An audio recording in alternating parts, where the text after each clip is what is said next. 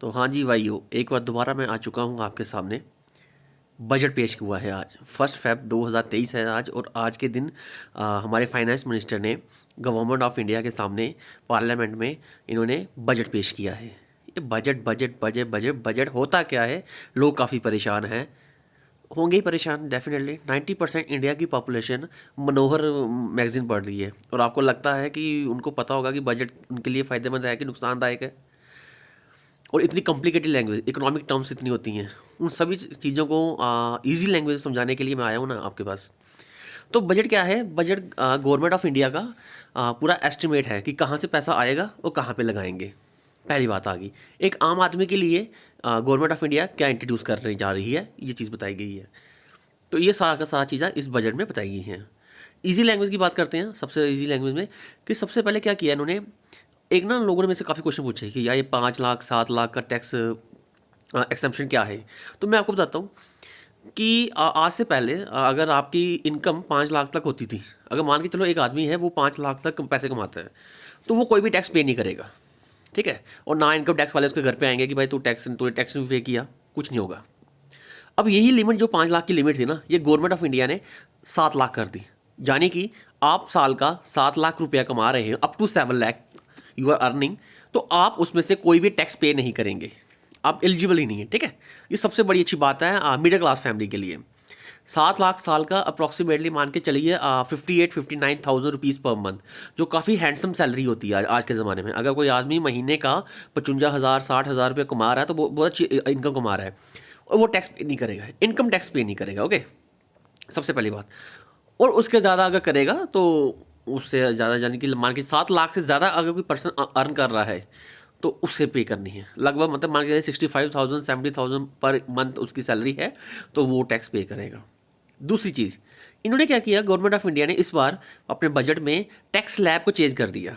जैसे मान के चलिए पहले था 2.5 लाख तक एग्जाम्पशन थी, 2.5 लाख तक तो कोई पैसे नहीं देते थे। आज के अब क्या इन्होंने कर दिया, 3 लाख तक इन्होंने 0% लगा दी। इस चीज़ को ना डिटेल में समझते हैं।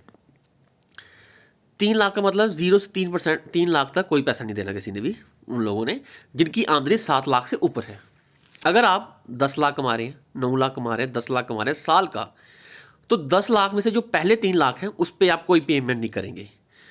फिर जो 3 से 6 लाख तक जो आपकी आमदनी है, जो कि 3 लाख है, उस पर आप 5% करेंगे, और जो 6 से 9 है उस पर आप 10% करेंगे। इस हिसाब से टैक्स स्लैब भर दी। वो आप मेरे इंस्टाग्राम की स्टेटस पर देख सकते हैं, मैंने अपडेट कर दिया हुआ है, साथ साथ मैं अपडेट कर रहा हूँ।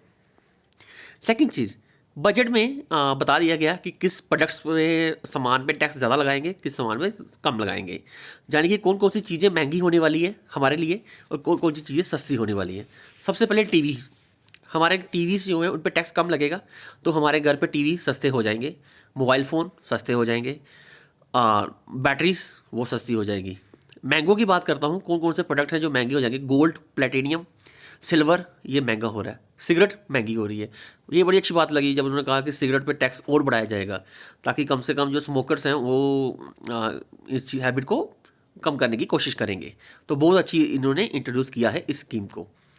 तो बजट में ना सबसे ज़्यादा जो फंड दिया गया है ना, वो मिनिस्ट्री ऑफ डिफेंस को दिया गया है। आप देखोगे आने वाले ना, एक सीक्रेट बताता हूँ कि जितने भी डिफेंस के रिलेटेड कंपनीज है ना, उनके शेयर मार्केट अप जाने वाले हैं, उनके शेयर अप की प्राइस जाएगा, क्योंकि बजट ने खुद उनको सबसे ज़्यादा फंड दिया है।